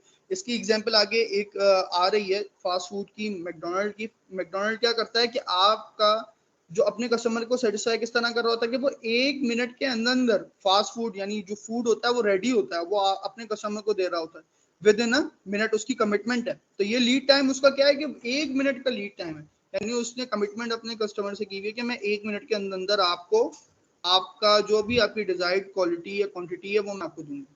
ठीक है। कंटिन्यूस इम्प्रूवमेंट छोटे छोटे काइजेंस के ऊपर डिपेंडेंट होता है और ये एक नेवर एंडिंग प्रोसेस होता है। आपको बार बार अपने प्रोडक्शन लाइन को, अपने प्रोसेस फ्लो को गो थ्रू करना पड़ता है, अपने वीएसएम को गो थ्रू करना पड़ता है कि इसके अंदर मज़ीद आपके इम्प्रूवमेंट के चांसेस कहाँ पर लाए कर रहे हैं। इसके अंदर आपको पीडीसीए साइकिल को जो है वो अडॉप्ट करना होता है। इसके अंदर आप पहले प्लान करते हैं, फिर आपका जो भी प्लान होता है उसको आप इनिशिएट करते हैं, उसको इम्प्लीमेंट करते हैं अपनी प्रोडक्शन लाइन के ऊपर, चेक करते हैं कि आया जो आप एक्सपेक्ट कर रहे थे आपको वो रिजल्ट्स मिले भी हैं या नहीं, और फिर उसके बाद आप एक्ट करते हैं, आप एक्शन करते हैं कि अब आपको फर्दर क्या उसके ऊपर करना है। अगर मज़ीद कोई बेहतरी के चांसेस हैं तो फिर आप दोबारा से इस पीडीसीए साइकिल के ऊपर चलते हैं। तो ये एक नेवर एंडिंग प्रोसेस है। आपको बार बार अपने वीएसएम को गो थ्रू करना पड़ता है, डिफेक्ट्स को आइडेंटिफाई करना पड़ता है। इम्प्रूवमेंट के चांसेस हमेशा मौजूद होते हैं। ऐसा कभी भी नहीं होता कि आप 100% एफिशिएंसी के ऊपर पहुंच जाएं, ऐसा कभी भी नहीं हो सकता। और वक्त के साथ साथ टेक्नोलॉजी और कह लें कि एडवांसमेंट बढ़ती चली जा रही है, जिसकी वजह से कहीं ना कहीं बेहतरी के चांसेस हमेशा होते ही हैं। वो अलग बात है कि हम उस टेक्नोलॉजी को हमने सुना नहीं होता, हमारी नज़रों से नहीं गुजरी होती, इस वजह से हमें पता नहीं होता। लेकिन और इसी वजह से कह लें कि आपके पास सब्जेक्ट एक्सपर्ट्स होते हैं जिनसे आप कंसल्ट करते हैं और फिर अपनी प्रोडक्शन लाइंस को बेहतर बनाते हैं। वो भी सिंपल यही करते हैं, उन्हें पता होता है कि मार्केट में क्या चीज़ ट्रेंडिंग है, वो वही टेक्निक आपकी प्रोडक्शन लाइन के ऊपर इम्प्लीमेंट करते हैं और आपको रिजल्ट्स मिलना शुरू हो जाते हैं। तो प्लान टू चेक एक बेसिक प्रिंसिपल है कंटिन्यूस इम्प्रूवमेंट का, जिसको अडॉप्ट करने से आप अपनी लाइन के अंदर बेहतरी ला सकते हैं और ऑप्टिमल रिजल्ट्स ले सकते हैं अपनी प्रोडक्शन लाइन से। अच्छा यार फराज भाई, सॉरी फॉर इंटरप्शन, बट जी पार्टिसिपेंट्स आपके वेबिनार वाले ग्रुप में एक फॉर्म की लिंक शेयर कर दी गई है, सो काइंडली आप सब फिल आउट कर दें, देन आपको सर्टिफिकेट इशू हो जाएंगे मंडे तक। जी फराज भाई। अच्छा बस यासिर इसको थोड़ा सा रैप अप करते हैं, सही और ठीक है ना, तो थोड़ा फास्ट चलते हैं क्योंकि ये इतना बड़ा वो है कि टॉपिक के इस पे शायद बहुत हाँ, सारे एक सेमिनार्स हो घंटे सकते हैं। बिल्कुल 1 घंटा इनफ नहीं है। जस्ट ठीक इन है। टाइम ये भी एक अप्रोच है, पुल की अप्रोच है ये बेसिकली कि जैसे ही आपके पास कस्टमर के पास से डिमांड आती है, आप उसी के थ्रू ड्राइव करते हो कि आप अपनी फर्दर प्लानिंग करते हो कि मुझे किस किस वर्क स्टेशन से, जाहिर सी बात है जब आपके पास वीएसएम हुआ होता है, जब आपको पता होता है कि मेरा किस स्टेप के ऊपर कितना कितना टाइम कंज्यूम होना है, ट्रांसपोर्टेशन में कितना कितना टाइम कंज्यूम होना है, उसी हिसाब से आप प्लानिंग करते हो और फिर रॉ मटेरियल सप्लायर से मंगा के आप उस प्लान के ऊपर आप एक्ट करना शुरू करते हो, आप उसको प्रोड्यूस करना शुरू करते हो। जस्ट इन टाइम की वजह से आपके पास होल्डिंग कॉस्ट मिनिमाइज हो जाती है, आपके पास जो इन्वेंट्री रखने की कॉस्ट होती है वो मिनिमाइज हो जाती है, और आपके पास कह लें कि अगर आप विदिन बिटवीन वर्क स्टेशन भी इसको इम्प्लीमेंट करते हैं तो आपके पास बफर स्टॉक भी रिड्यूस हो जाता है, जिसकी वजह से आप कह लें कि लीड टाइम आपका ऑल ओवर रिड्यूस हो जाता है, तो आप जल्दी प्रोड्यूस कर सकते हैं अपनी प्रोडक्ट और अपने कस्टमर को सेटिस्फाई कर सकते हैं। तो जस्ट इन टाइम भी एक बहुत अच्छी अप्रोच है और बहुत ट्रेंडिंग अप्रोच है, जो कि बहुत से बड़े ब्रांड्स अडॉप्ट कर रहे हैं और उसके फ़वाइद वो हासिल भी कर रहे हैं। और आज इसके ऊपर अगर मज़ीद डिस्कशन करें या आगे चलें? हाँ आगे चलें क्योंकि ये बहुत क्योंकि आगे डिटेल एग्जाम्पल्स प्रोसेस भी है। जी visual management, visual management simple जैसे कि इंडस्ट्रियल इंजीनियर्स के बेसिक टूल्स होते हैं कि वो डेटा को विजुअलाइज करते हैं। विजुअलाइज करने से होता ये है कि वो स्टैटिस्टिकल डेटा जो कि थ्योरेटिकल फॉर्म में होता है, जो कि लिखाई की सूरत में होता है, नंबर्स की सूरत में होता है, और उसमें वेरिएशंस को देखना काफ़ी मुश्किल हो जाता है। लेकिन वही जब आप ट्रांसफॉर्म कर देते हैं, विजुअलाइज कर देते हैं चार्ट्स की सूरत में, ग्राफ्स की सूरत में, तो आपको ट्रेंड्स का पता लग जाता है, आपको एबनॉर्मेलिटीज़ का जल्दी पता लग जाता है और आप उसी के हिसाब से अकॉर्डिंगली एक्शंस लेते हैं और कम टाइम में ज़्यादा बेहतर नताइज हासिल करते हैं। तो एग्जैक्टली। विजुअल मैं मैनेजमेंट। जी हाँ अच्छा, यहाँ पे एक चीज़ मैं ऐड करूँगा कि जैसे यासिर ने कहा कि विजुअल मैनेजमेंट एक बहुत स्ट्रॉन्ग टूल है, बहुत स्ट्रॉन्ग टूल है।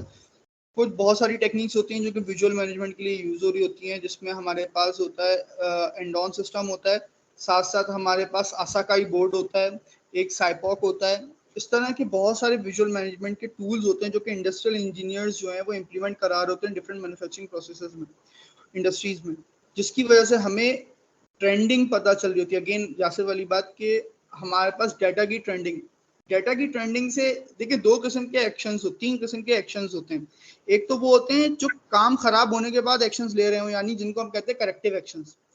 एक वो एक्शंस होते हैं जो कि प्रिवेंटिव होते हैं, यानी हम कहेंगे यार ये चीज खराब होने वाली है, ऐसा हो सकता है, हमें इससे पहले पहले ये काम कर लेना चाहिए। मगर डेटा की बुनियाद पर हम जो हैं वो प्रिडिक्टिव एक्शंस इनिशियली लेना शुरू कर देते हैं। हमें पता होता है कि ये मोटर जो है ना वो हर 6 दिन के बाद जो है ना खराब होती है, इसका ये प्लग है ना, ये 6 दिन के बाद खराब होना शुरू होता है, जिसकी वजह से हमारी प्रोडक्शन जो है सफर कर रही होती है। तो हम क्या करते हैं, वहां पे प्रोडिक्शन करना स्टार्ट करते हैं। हम देखते हैं कि पिछले 3 महीने में ये 6 दिन के बाद खराब होना शुरू हुई, तो हम 5 दिन पे ही उसको चेंज कर देते हैं, जिसकी वजह से हमारा जो डाउन टाइम है वो रिड्यूस होना शुरू हो जाता है।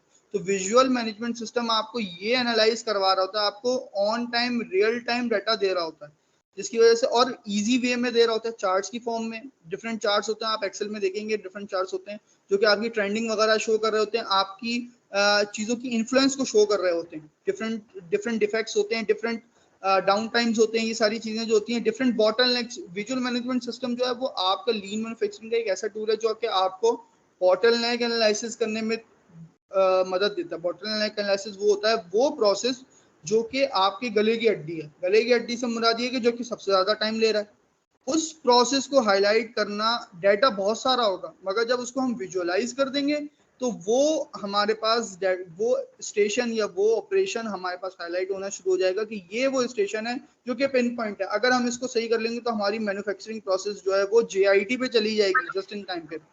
ठीक है यासर?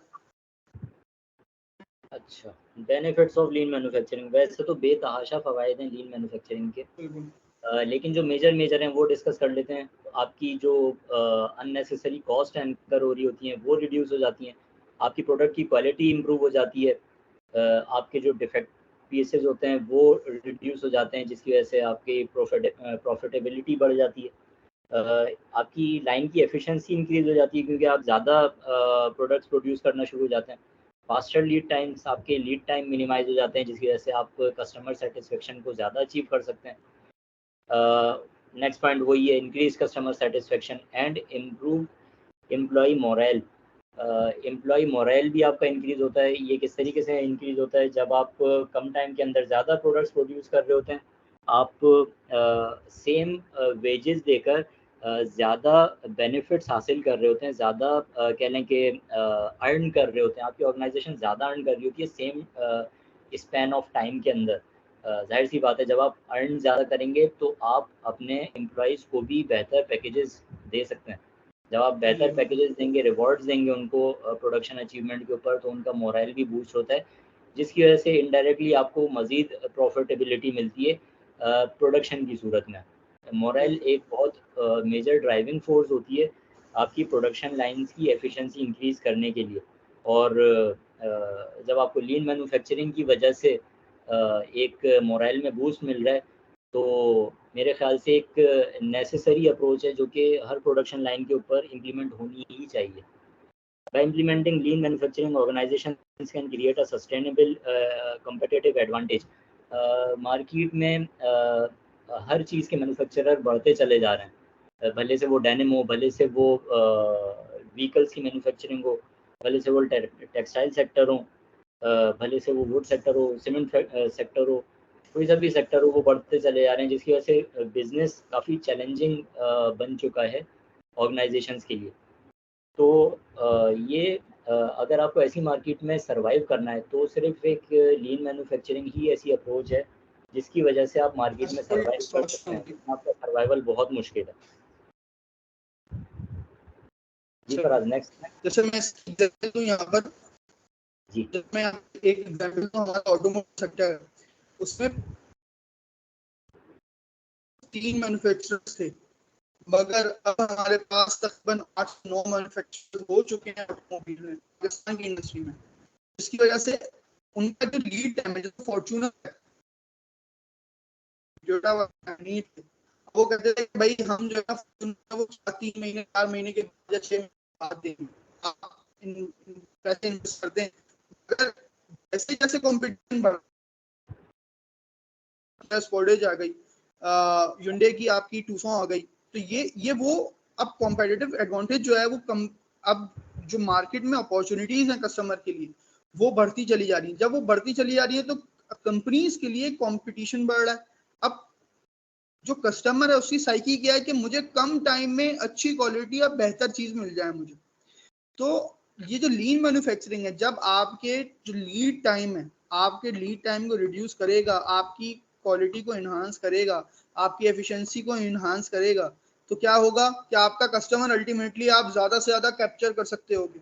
ज्यादा से ज्यादा कस्टमर कैप्चर करोगे यानी आपका जो मार्केट शेयर है, मार्केट इक्विटी है, वो आपकी ज्यादा से ज्यादा होगी और आप ज्यादा से ज्यादा अर्न कर रहे होगे मार्केट में। आप पायनियर्स में से होगे, आप जाइंट्स में से होगे। तो ये ये इस तरह का लीन मैन्युफैक्चरिंग एक बहुत नेक्स्ट लेवल जाकर जो है ना आपको प्रॉफिट प्रोड्यूस कर रहा होता है। जी आसिफ, चलते हैं कुछ एग्जांपल्स के ऊपर कि जो कह लें कि इंटरनेशनल ब्रांड्स हैं वो इस लीन मैन्युफैक्चरिंग की अप्रोच से कैसे मुस्तफ़ीज़ हो रहे हैं। इंटेल की एक एग्जांपल है, a leading semiconductor manufacturer has successfully implemented lean principles in its chip manufacturing processes. They have optimized production by reducing cycle times, minimizing defects, and utilizing just-in-time inventory management. This has allowed them to respond more quickly to changes in market demand and maintain a competitive edge in the fast-paced tech industry. इन्होंने अपनी production lines के ऊपर लीन को implement किया है।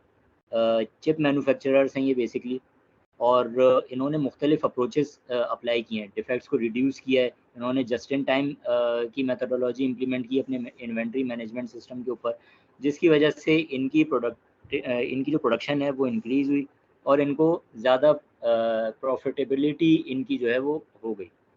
अच्छा, इसी से रिजेंबल करती हुई एक पाकिस्तान की मार्केट में एक इंडस्ट्री है जो कि मोबाइल इंडस्ट्री है, जो कि चिप्स बना तो नहीं रही मगर चिप्स वगैरह को अपने मोबाइल फ़ोन में यूज़ करते हैं, असेंबली लाइन पे यूज़ करते हैं। तो मेरा एक्सपीरियंस रहा है थोड़ा सा मोबाइल सेक्टर की तरफ, मोबाइल मैन्युफैक्चरिंग की तरफ। तो वहाँ पर क्या होता है कि आपकी जो मैंने एक वेस्टेज बताया ना मोशन, उस पे वहाँ पर काम हो रहा होता है जो कि सबसे ज़्यादा माइन्यूट है, जो कि सबसे ज़्यादा हिडन है, और वो वहाँ पर मोशन को कैटर कर चाइनीज कंपनीज हैं, टेक्नो है, स्पार्क है, ये डी कोड है, इस तरह की जो कंपनीज हैं, ये बहुत माइनर प्रोसेसेस होते हैं इनके असेंबली के, मगर वहाँ पर ये मैन की जो चारों लिम्स होते हैं इनकी मोशन को स्टडी कर रहे होते हैं, और वो चाइनीज इनकी मोशन को आसान करके लीन मैन्युफैक्चरिंग इंप्लीमेंट करके वहाँ पे अपनी प्रोडक्टिविटी, अपनी प्रोडक्शन, अपनी क्वालिटी को इन्हांस कर रहे होते हैं।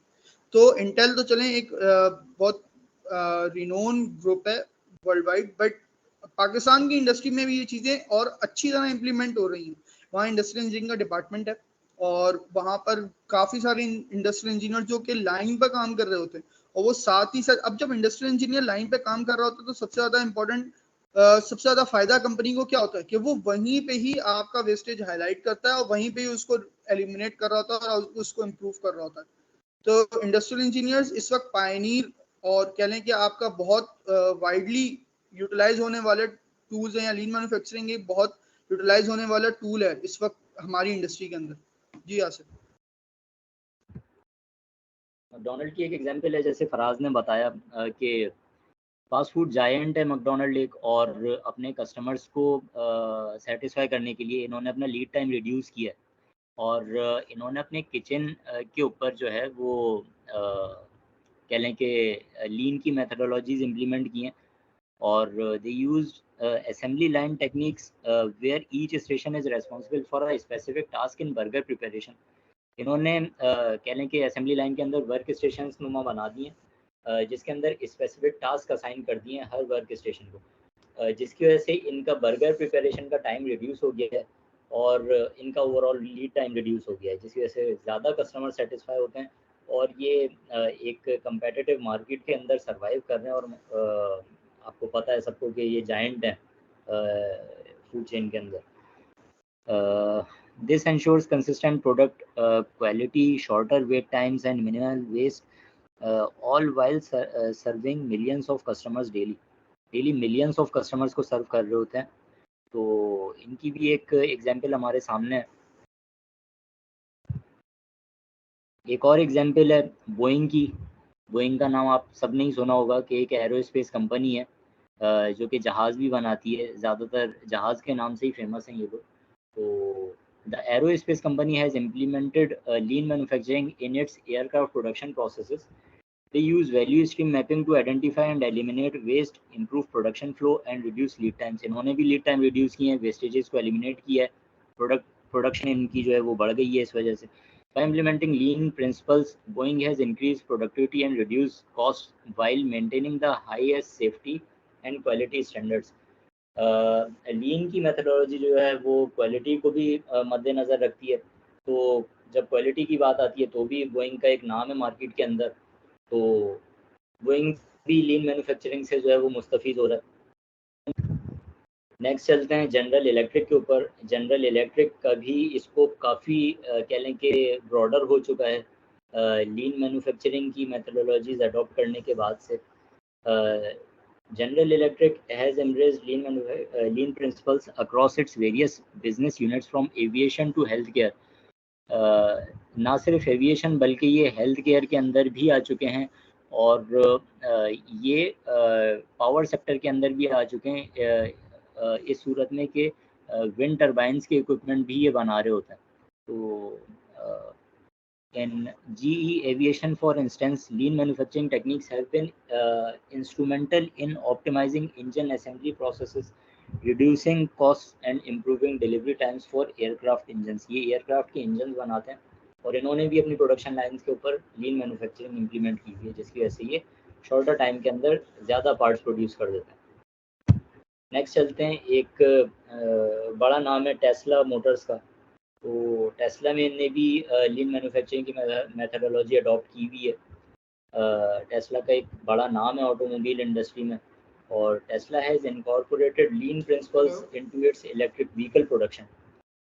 The company focuses on reducing waste in manufacturing process, implementing automation where appropriate, and continuously improving production efficiency to meet growing demand for electric cars. Electric cars की demand बढ़ती चली जा रही है, जैसे कि पेट्रोल की कीमतों में इजाफा हो रहा है, लोगों का रुझान इलेक्ट्रिक कार्स की तरफ बढ़ता जा रहा है, हाइब्रिड कार्स की तरफ बढ़ता जा रहा है। तो टेस्ला का एक बड़ा नाम है और इलेक्ट्रिक कार्स की डिमांड मार्केट में बढ़ती चली जा रही है। तो अपने कस्टमर्स को सेटिस्फाई करने के लिए, मार्केट की नीड्स को फुलफिल करने के लिए टेस्ला ने लीन मैन्युफैक्चरिंग को इम्प्लीमेंट किया हुआ अपने प्लांट्स के ऊपर। और आज हम देख सकते हैं कि टेस्ला ना सिर्फ ऑटोमोटिव इंडस्ट्री है, बल्कि टेस्ला का जो ग्रुप है वो और मल्टीपल कितने सेक्टर्स जो है वो ब्रांचेस उसकी बन चुकी हैं। तो ये थी कुछ मेजर एग्जांपल्स, मेजर ब्रांड की एग्जांपल्स जिन्होंने लीन मेथडोलॉजी को अडॉप्ट किया हुआ है और सबके सभी मुस्तफीज़ हो रहे हैं। तो इसका पढ़ना, इसको समझना हमारे लिए एज ए इंडस्ट्रियल इंजीनियर बहुत ज़रूरी है, ताकि हम भी जब प्रोफेशनल लाइफ के अंदर आएँ तो इस मेथडोलॉजी को अडॉप्ट करके अपनी इंडस्ट्री को फ़ायदा पहुंचा सकें। जी फराज, आप इसमें कुछ कंक्लूड करना अच्छा, कुछ पाकिस्तान में भी ऐसी इंडस्ट्रीज हैं like Toyota, IMC, Indus Motors corporation. ये एक प्रैक्टिकल एग्जांपल है पाकिस्तान की इंडस्ट्री में। डॉलेंस है, ऑटोमोटिव सेक्टर में तो बहुत ज़्यादा इम्प्लीमेंट होता है लीन मैन्युफैक्चरिंग, प्रॉपर्ली इम्प्लीमेंट होता है। ये सारे वेस्टेजेस प्रॉपर्ली हाईलाइट होते हैं क्योंकि वहाँ पे जैपनीज कल्चर है। साथ में डॉलेंस में भी टर्किश कल्चर है और वहाँ पे भी जैपनीज काम कर चुकी हैं, और वहाँ पे भी ये प्रैक्टिकल एग्जांपल्स वो हैं जो कि पाकिस्तान में मौजूद हैं, और ये अभी लीन मैन्युफैक्चरिंग के थ्रू अपनी जो इन्हांसमेंट है, प्रोडक्ट कस्टमर सेटिस्फेक्शन है, उसको अटेन कर रहे हैं। अब एक एग्जांपल देता हूँ, रियल लाइफ एग्जांपल देता हूँ। मेहरान जब हमारे पास लास्ट टाइम बन रही थी, मतलब मेहरान की प्रोडक्शन ऑब्सोलीट हो चुकी है, तो मेहरान जब उसका लीड टाइम हम इस तरह GIT पे पाक सुजुकी बनाती थी कि वो 4 मिनट में एक गाड़ी प्रोड्यूस कर देती थी। मींस अगर ओवरऑल एक बंदा एक गाड़ी बनाए, अगर वो रॉ मटेरियल से मैन्युफैक्चरिंग प्रोसेस में इन्हांसमेंट लेकर आए और वो एक गाड़ी बनाने की कोशिश करे, या 10 लोग एक साथ एक गाड़ी बनाने की कोशिश करें, तो उनको शायद घंटों लग जाए। मगर इन लीन मैन्युफैक्चरिंग और इन वेस्टेजेस को देखते हुए, इन GIT को देखते हुए, वैल्यू स्ट्रीम मैपिंग को देखते हुए, हमारे पास पार्क सुजुकी 4 मिनट में एक गाड़ी प्रोड्यूस करती थी। एक रियल लाइफ एग्जांपल है पाकिस्तान की, जो कि कह लें कि जापानीज नहीं है, पाकिस्तानी ही लोग हैं। और ऑब्वियसली ये चीज़ें मेंटेन हो रही हैं हमारी इंडस्ट्री में, और इंडस्ट्री में जब भी इंडस्ट्रियल इंजीनियर जाएगा तो उससे ये लाजमी सवाल होगा कि आपको लीन मैन्युफैक्चरिंग के बारे में कुछ पता है, आपको वेस्टेजेस के बारे में कुछ पता है। तो हमारे जो ग्रेजुएट्स होते हैं उनको क्या होता है कि बस उनको अगर सुना हुआ भी होता है तो उनको इतनी डिटेल नहीं पता होता कि ट्रांसपोर्टेशन और मोशन में क्या फ़र्क है, और क्या नाम है, इन्वेंट्री में और वेटिंग में क्या ऐसा रिलेशन है, या ओवर प्रोसेसिंग में और रिवर्क में या डिफेक्ट में क्या ऐसा रिलेशन है। वो आपसे पूछेगा कि ओवर प्रोसेसिंग किसको कहते हैं, हम कहेंगे एक प्रोसेस को दोबारा कर देना। तो इन चीज़ों को अलग-अलग समझाने के लिए ये सेशन कंडक्ट किया हुआ। Thank you Jain. For this session. Jain ने एक बहुत अच्छा कदम उठाया और हमारे जो जूनियर्स हैं उनके लिए मुझसे डिस्कस किया, तो मैंने कहा जी बिल्कुल हम हाजिर हैं। और जो है वो इंशाल्लाह हम लोग दाऊद यूनिवर्सिटी में बहुत जल्द जो है वो lean six sigma yellow belt launch करने जा रहे हैं। और फिफ्थ डायमेंशन के नाम से एक हम फाउंडर्स हैं, मैं यासिर और एक हमारे मेंटोर हैं जाहिद साहब। So Zahid Malik was I guess pass out from Dawood university in 2010 I guess. So he's also Daudian.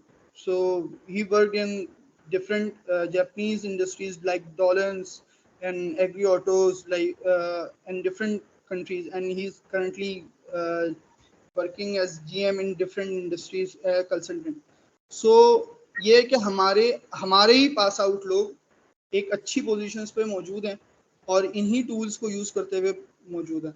साथ में इंशाल्लाह हम लोग बहुत जल्द आपको एक लीन मैन्युफैक्चरिंग और सिक्स सिग्मा का एक कोलैब के साथ हम आपको लीन सिक्स सिग्मा के तौर पे एक कोर्स कंडक्ट कराएंगे दाऊद यूनिवर्सिटी में अपने जूनियर्स के लिए।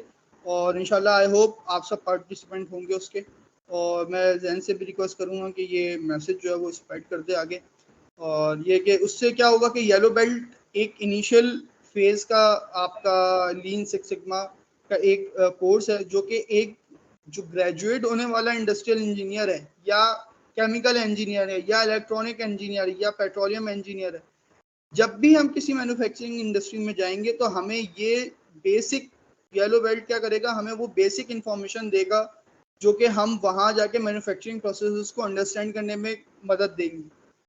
तो इंशाल्लाह आई होप आप सब उससे मुस्तफीद होंगे और बहुत जल्द होंगे। ठीक है जैन, एनीथिंग एल्स? जी फराज भाई शुक्रिया आपका। अगर पार्टिसिपेंट्स में किसी को सवाल है कोई तो वो पूछ सकता है। एनीवन जिसको कोई सवाल पूछना है? यस सैफ अली। अस्सलाम वालेकुम। ये कि बेसिकली आपने बहुत अच्छा एक्सप्लेन करा लीन मैन्युफैक्चरिंग के बारे में। तो मेरा दो सवाल है। पहला सवाल मेरा ये है कि देखिए हमने तो पहले पढ़ा प्रोस पढ़ लिए सारे ना लीन मैन्युफैक्चरिंग के, हमने कौन से पढ़े। तो मैं जानता हूँ कि लीन मैन्युफैक्चरिंग के कोई कौन है, नुकसान है लाइक अगर। और दूसरा सवाल ये कि बेसिकली कि जो ऐसी कोई आपने समझाया कि इंटेल जो टेक जायंट है उसने कितनी सक्सेसफुली तरह इसको इम्प्लीमेंट करा लीन मैन्युफैक्चरिंग को, लेकिन ऐसे कोई कंपनीज होंगी जो आप एग्जांपल दे सकते हैं जिसमें बिल्कुल फेल करते हो, मतलब उन्होंने फेल लीन मैन्युफैक्चरिंग को सही तरह इम्प्लीमेंट नहीं करा हो। तो और आप कुछ इस तरह एक्सप्लेन कर दें। हाँ बिल्कुल बिल्कुल, देखें लीन मैन्युफैक्चरिंग के जाहिर सी बात है जिस चीज़ के प्रोज होते हैं उसके कॉन्स तो ज़रूर होंगे इसलिए ना। लेकिन लीन मैन्युफैक्चरिंग जो एक अप्रोच है तो बहुत इफेक्टिव, मगर अगेन या तो आप इसको उस वक्त यूज़ करें जब आप बिजनेस को स्टार्ट कर रहे हो या लेआउटिंग कर रहे हो या आप डेवलपमेंट कर रहे हो या प्रोडक्ट डेवलपमेंट कर रहे हो, प्लान डेवलपमेंट कर रहे हो, तो आपके लिए ये इतना इफेक्टिव टूल है कि इंशाल्लाह आपको अगले 10 साल तक आपकी जो वेस्टेजेस हैं वो कंट्रोल रहेंगे। अगर आपके पास इसकी अप्रोच की थीम है, आपको ये चीज़ समझ आती है तो। मगर जब एक प्रोसेस चल पड़ता है और उसमें लेट्स से जैसे जर्म्स होते हैं हमारे पास और वो आपको लग रहे होते हैं जर्म्स, आपको एनवायरनमेंट से आपको पता नहीं होता। इसी तरह आपकी जो मैन्युफैक्चरिंग इंडस्ट्री है इसके अंदर ये वेस्टेजेस किस तरीके से आ जाते हैं आपको नहीं पता चलता।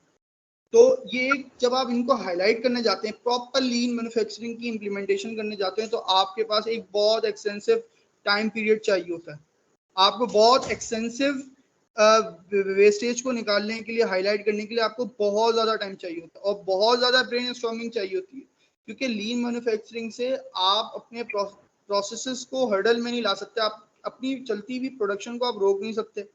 आप अपनी क्वालिटी जैसी मेंटेन हो रही है आप उसको जो है वो आप मतलब उसको डिनाई नहीं कर सकते। तो ऑनगोइंग प्रोसेस में लीन मैन्युफैक्चरिंग के टूल्स को इम्प्लीमेंट करना थोड़ा सा इसलिए मुश्किल होता है और टाइम टेकन होता है क्योंकि उसमें वेस्टेजेस को हाईलाइट करना थोड़ा सा जो है ना वो मुश्किल है। या सिर्फ अगर आपके नज़दीक कोई है तो इसमें होता ये है कि शुरू में जब आप डिफेक्ट्स को आइडेंटिफाई करने निकलते हैं ना, मतलब जब आप कह लें कि एक VSM ड्रॉ करने निकलते हैं, तो शुरू में तो आपको कुछ भी नहीं मिलता, आपको काफ़ी टाइम तक कुछ नहीं मिलता जब तक कि आप उसको बार बार एसेस ना करें, जब तक आप उसको ब्रेक डाउन करके in depth time and motion study ना करें। ब्रेक डाउन से मुराद हर प्रोसेस को फर्दर वो जितने टुकड़ों में आप उसको तोड़ सकते हैं उसको तोड़ के फिर टाइम एंड मोशन स्टडी जब तक आप नहीं करेंगे तब तक आपको नहीं पता चलेगा कि आपके डिफेक्ट्स कहाँ कहाँ फॉल कर रहे हैं, और इन दी एंड आपको लगेगा ये कि आप फेलियर की तरफ जा रहे हैं, आप एक यूजलेस एफर्ट कर रहे हैं जिसके कोई नताइज नहीं मिल रहे हैं। हो सकता है कि आपको जो कह लें कि ऑथराइज बॉडी जो आपकी हो उसको भी ये लगे कि मैंने बंदे तो हायर किए हुए हैं लेकिन रिजल्ट्स मुझे कुछ मिल नहीं रहे, लेकिन ऐसा होता नहीं है। जब आप प्रॉपर रिसर्च करते हैं ना, जब आप प्रॉपर इन डेप्थ स्टडी करते हैं, टाइम एंड मोशन स्टडी करते हैं, तो लाजमी उसके अंदर जो है वो वेस्टेजेस आइडेंटिफाई होते हैं और उसके आपको पॉजिटिव रिजल्ट्स मिलते हैं। लेकिन शुरू में ऐसा होता है कि आपको लगता है कि जो है वो वेस्टेजेस आइडेंटिफाई नहीं होंगे, लेकिन लाजमी निकलते हैं। तो ऑनगोइंग प्रोसेस एक आपको बार बार प्लान डू चेक एक्ट वाले प्रोसेस से गुजरना पड़ता है और बार बार एनालाइज करना पड़ता है। उसके बाद जो है वो आप एक सक्सेस ट्रैक के ऊपर चल पड़ते हैं। जी, और किसी का कोई सवाल है? अस्सलाम वालेकुम।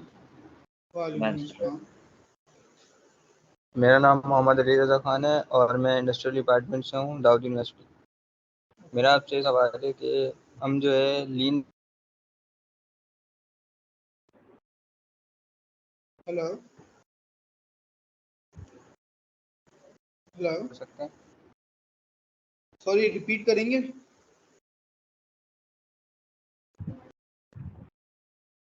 Am I audible? Zain? May be उनके इंटरनेट का इशू है। मेरा क्वेश्चन था कि जी अली भाई। जी अली, आवाज़ आ रही है आपको? जी जी जी जी, आवाज़ आ रही है? अच्छा, तो मेरा क्वेश्चन ये था कि हम जो है लीन मैन्युफैक्चरिंग या लीन थिंकिंग को जो है हम इसके अंदर इंटेलिजिबल प्रोडक्ट के अंदर अप्लाई कर सकते हैं। जैसे कि हमारे पास होती है सॉफ्टवेयर डेवलपमेंट हो गई या फिर हमारे पास हेल्थ केयर इंडस्ट्री हो गई, इसके अंदर हम इंटेंजिबल प्रोडक्ट्स के अंदर हम लीन थिंकिंग को अप्लाई कर सकते हैं। बिल्कुल कर सकते हैं, क्यों नहीं कर सकते। देखें, अगर मैं बात करूं फूड पांडा की, फूड पांडा क्लेम करता है कि मैं 20 मिनट में आपको डिलीवरी दूंगा। 20 मिनट क्या है? बेसिकली 20 मिनट क्या है? आपके लीड टाइम है, वो लीड टाइम जो कि फूड पांडा क्लेम कर रहा होता है। ठीक, अब फूड पांडा किस स्ट्रेटेजी पे चल रहा था कि उसने अपना जो नेटवर्क है वो इस तरह मेंटेन किया हुआ है कि वो अब इंटेंजिबल यानी सर्विस इंडस्ट्री की बात हो रही है ना, तो सर्विस इंडस्ट्री में आपका लीड टाइम ऑब्वियसली होता है, इंटेंजिबल प्रोडक्ट होते हैं। ये सॉफ्टवेयर हाउसेज में भी इंडस्ट्रियल इंजीनियर्स रखे जाते हैं, गूगल में भी इंडस्ट्रियल इंजीनियरिंग का डिपार्टमेंट है। वो क्या कर रहा होता है कि जो आपका प्रोजेक्ट का लीड टाइम होता है, लेट्स से अगर आप एक सॉफ्टवेयर बना रहे हैं और उस सॉफ्टवेयर को लेट्स से 1 साल चाहिए, मगर आपने कुछ ऐसी एक्टिविटीज को इम्प्लीमेंट किया या आपने एनालाइज किया कि यार ये वाला जो प्रोसेस है इसके अंदर वेस्टेज बहुत है, इसके अंदर टाइम बहुत ज्यादा लगता है, तो इसका कोई ना कोई ऑल्टरनेटिव होना चाहिए। अब वो टेंजिबल प्रोडक्ट तो नहीं है सॉफ्टवेयर ना, आप ऐसा नहीं है खड़े होकर टाइम एंड मोशन स्टडी कर रहे हैं, मगर आपको ईच एक्टिविटी जब आप वर्क ब्रेकडाउन स्ट्रक्चर कर रहे होते हैं, जब आप वर्क ब्रेकडाउन स्ट्रक्चर कर रहे होते हैं तो आपको अपने एनवीएस एनालाइज करने होते हैं। एनवीएस क्या होते हैं? वो एक्टिविटी जो आपको सॉफ्टवेयर तो बनाने में मदद नहीं कर रही। लेट से मैं आपको क्या एग्जांपल दूं कि लेट से अगर सॉफ्टवेयर की बात की जाए तो सॉफ्टवेयर में आप कोई ऐसी एक्टिविटी कर रहे हो जो कि आपकी वैल्यू एडिशन ना कर रही हो, बट वो आपका प्रोसेस हो जिसको आप ENVA कह सकते हैं, यानी एसेंशियल NVA कह सकते हैं, तो ऑब्वियसली उसको आप एलिमिनेट कर सकते हैं। एलिमिनेट नहीं कर सकते तो आप रिड्यूस कर सकते हैं। तो इंटेंजिबल प्रोडक्ट्स में भी जो सर्विस इंडस्ट्री है उसके अंदर भी आपके पास लीन मैन्युफैक्चरिंग इम्प्लीमेंट होती है, और ऑब्वियसली हमारे पास वो सर्विस सेक्टर जो है वो इतना मैन्युफैक्चरिंग प्रोसेसेस से, मैन्युफैक्चरिंग इंडस्ट्री से थोड़ा सा क्या कह लेंगे एक छोटा चंक है, तो इस वजह से उस पर इतना इम्प्लीमेंटेशन हमें नज़र बज़ाहिर नहीं आ रही होती। मगर अगर मैं बात करूं ऐसे सर्विस इंडस्ट्री की जैसे सॉफ्टवेयर हाउसेज हैं और क्या नाम है, हमारे पास जैसे फूड पांडा है, ये भी एक तरह का सॉफ्टवेयर ही है, एक इंटेंजिबल प्रोडक्ट है, और इसमें आपका लीड टाइम होता है, आप अपने कस्टमर को जवाब दे होते हो, जो वो आपसे पैसा आपको जिस चीज का पैसा दे रहा है तो उसके अगेंस्ट में वो कम से कम लीड टाइम में आपसे काम मांग रहा है। और ऐसा एक्सपोजर नहीं है हमें सॉफ्टवेयर की तरफ का, बट अगेन वहां पे कुछ ना कुछ ऐसी एनवी एक्टिविटीज होती होंगी जिसकी वजह से हमारे सॉफ्टवेयर्स के प्रोजेक्ट्स में डिले होते होंगे, और वो डिले को अगर हम कंट्रोल कर लें, उन डिलेस को अगर हम कंट्रोल कर लें, तो हमारा ऑब्वियसली क्या होगा, हमारे पास जो लीड टाइम है वो कम होगा और लीन मैन्युफैक्चरिंग जो है वो सक्सेसफुली इम्प्लीमेंट हो जाएगी। हाँ, फॉर एग्जांपल एक एग्जांपल ले लेते हैं कि आप जिस लैपटॉप के ऊपर काम कर रहे हैं, आप कोई कोड टाइप कर रहे हैं, सपोज कर लेते हैं कि वो कोई एआई मॉडल है जो कि आप डेवलप करने लगे। जिन लोगों का थोड़ा बहुत वास्ता रहा होगा एआई से, उनको पता होगा कि इसके लिए जो है वो हाई जनरेशन के लैपटॉप्स और प्रोसेसर्स चाहिए होते हैं। तो अगर तो आपके लैपटॉप की परफॉर्मेंस इतनी अच्छी नहीं है तो जाहिर सी बात है उसका लीड टाइम बढ़ जाएगा, प्रोसेसिंग टाइम भी बढ़ जाएगा। प्लस ये कि डेटा स्टोरेज भी इसमें बहुत मैटर करती है। अगर तो आपके पास सर्वर्स जो हैं वो कम स्पेस के हैं, आपको बार बार शिफ्ट करना पड़ रहा है अपना डेटा एक सर्वर से दूसरे सर्वर में, फिर आपको प्रोसेसिंग करनी पड़ रही है, तो ये जो आपका शिफ्टिंग का टाइम है ये एक इसको कह सकते हैं कि ओवर प्रोसेसिंग कह सकते हैं इसको, ये ओवर प्रोसेसिंग में फॉल करेगा कि आपको बार बार डेटा एक जगह से दूसरी जगह, दूसरी जगह से तीसरी जगह शिफ्ट करना पड़ रहा है ड्यू टू लेस स्पेस, या कह लें कि अनऑर्गेनाइज्ड स्पेस। अगर आप स्पेस को सही से मैनेज कर लेंगे तो वहाँ पे लीन की मेथोडोलॉजी आप कह सकते हैं कि आपने इम्प्लीमेंट कर ली। आपने सर्वर्स को एक जगह कर लिया, अब आपको डेटा को एक जगह से दूसरी जगह नहीं ले जाना पड़ रहा है, जिसकी वजह से आपका ओवरऑल लीड टाइम रिड्यूस हो गया।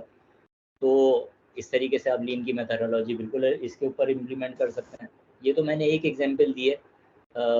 अगर आप ग्राफिक डिज़ाइनिंग की भी बात करेंगे, जिसके अंदर अगर आप वेक्टर ग्राफिक्स के ऊपर काम करते हैं, उसके भी अंदर इमेज साइजेस या वीडियो के ऊपर अगर काम कर रहे हैं, फ्रेम का जो है वो साइज़ एमबी के अंदर बढ़ जाता है, उसमें आपको सर्वर्स के ऊपर काम करना पड़ सकता है। अगर आप वो कर लेंगे तो भी आपका जो है वो डेटा मैनेजमेंट ज़्यादा सिंपल हो जाएगी, इफेक्टिव हो जाएगी।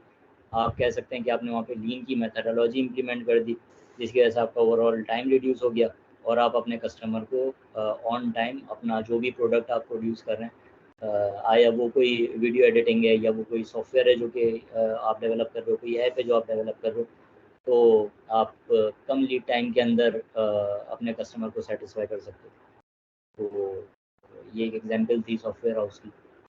और इसके अलावा अगर किसी का कोई सवाल है।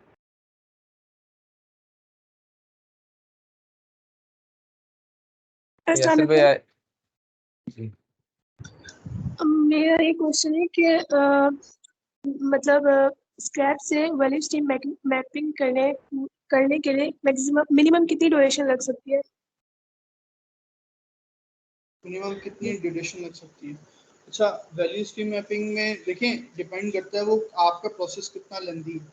आप किसी एक वर्क स्टेशन की वैल्यू स्ट्रीम मैपिंग करना चाह रहे हैं या आप पूरे एंड टू एंड पूरी फैक्ट्री की वैल्यू स्ट्रीम मैपिंग करना चाह रहे हैं? लेट से अगर मैं एक बात करूं कि हमारे पास बहुत सारी टेक्सटाइल इंडस्ट्रीज हैं जो कि एक्सटेंडेड सप्लाई चेन पे काम कर रही होती है, यानी वो इस चीज़ की भी प्लानिंग कर रही होती है कि मेरे पास ये कपास की ये खेत है, खेप है, ये कब उगेगी, ये 6 महीने में मुझे इतने टन जो है वो कपास देगी, इसको इतना टाइम लगेगा मेरी फैक्ट्री तक आने में, और फिर उसके बाद मैं इस प्रोसेस में इतना टाइम लगाऊंगा।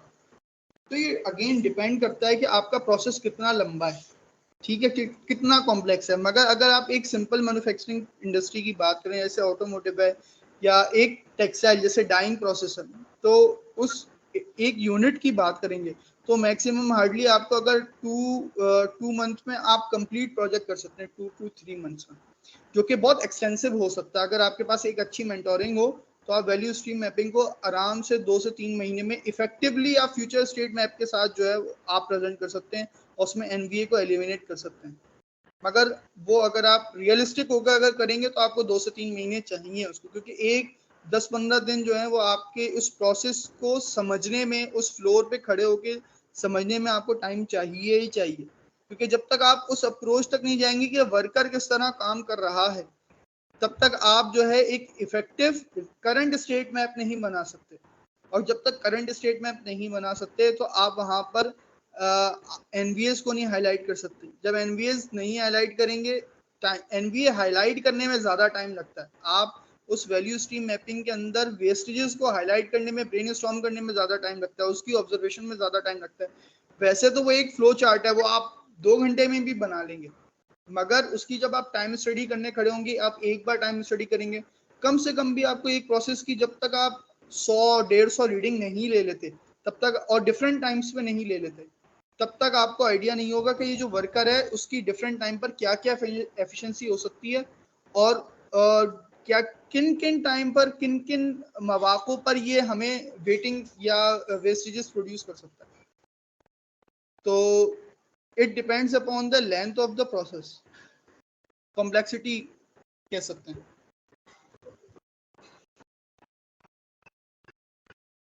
जी, किसी और का कोई सवाल?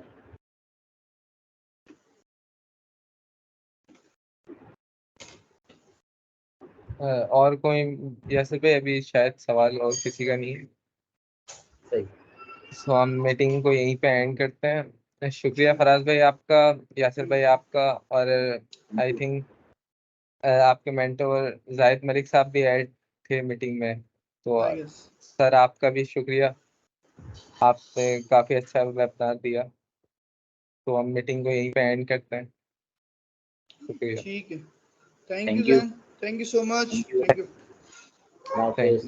अल्लाह हाफिज़। अल्लाह हाफिज़।